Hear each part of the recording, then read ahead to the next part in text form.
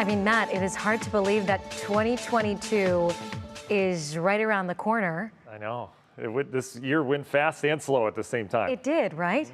It really did, especially when you have a kid, you know? Yeah, or three. Yeah, well, that too, that for sure. And that I was going to ask you what you're doing New Year's Eve, but I know you're doing the same thing I am, and staying at home, putting the sweatpants on and going to bed early. It'll be great. And I can't wait.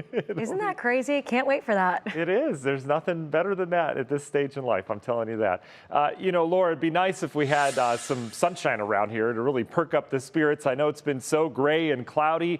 I don't see any immediate changes, but if you like active weather, boy, we've got a system coming our way this weekend that's finally going to bring in some of that colder air that we haven't had for the entire month of December. And yeah, it's going to bring a little accumulating snow as it looks right now with the latest model runs. All right, let's start you out tomorrow. First of all, we've got some clouds, some showers around tomorrow morning, spotty showers by afternoon. Not a washout. I think most hours tomorrow are dry. Temperatures will hold in the 40s throughout the day, so fairly mild. You notice temperatures now still hanging on to the 40s down to the south. We've cooled off into the mid and upper 30s as you get further off towards the west. That fog remains patchy, but it is thick in spots. Notice our Ravenna sensor down below a half mile now. Worcester, Mansfield, even Medina checking in with low visibility. And looking at the latest ODOT cams, yeah, we've got some reduced visibility until you get down towards Medina, 71 at 271 where they merge together there. Real thick fog ongoing down there. And again, this fog is kind of moving around. It's not staying as specific to location. So we'll see that likely merge its way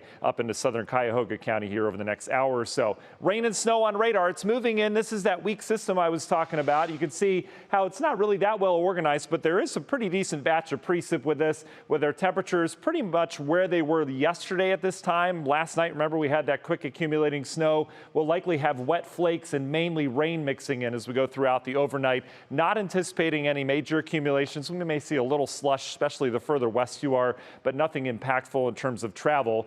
Big impacts down to the south. They've got tornado warnings, severe weather towards Atlanta as expected. That's going to continue to push off towards the east. That's where the warm air is down there. We're remaining in between the warmth, 70s and 60s down to the south, and 0 up towards the north. Boy, is it cold in the upper Midwest and areas of the western U.S. That cold air is set to dislodge as we get on into the weekend. So let's go near term National Zymark hour by hour forecast. Smattering of showers tomorrow, otherwise dry and cloudy. We'll be in the 40s throughout the afternoon. We'll hold in the 40s Friday night.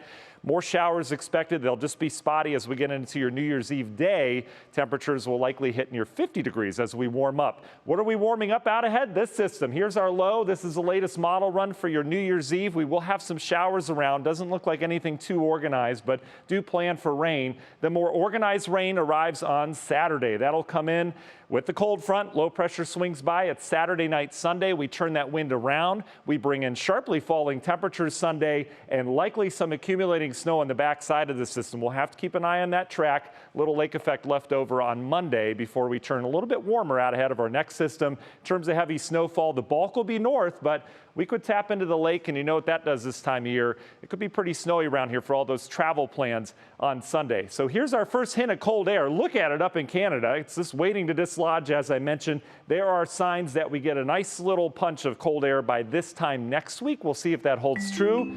But hey, we're getting into January. Par for the course. Union Home Mortgage 10-day forecast. Much colder Sunday and Monday. A little warm up next week out ahead of another cool down next weekend. Overall, a little wintry scene around here by Sunday. Nick Camino's back up.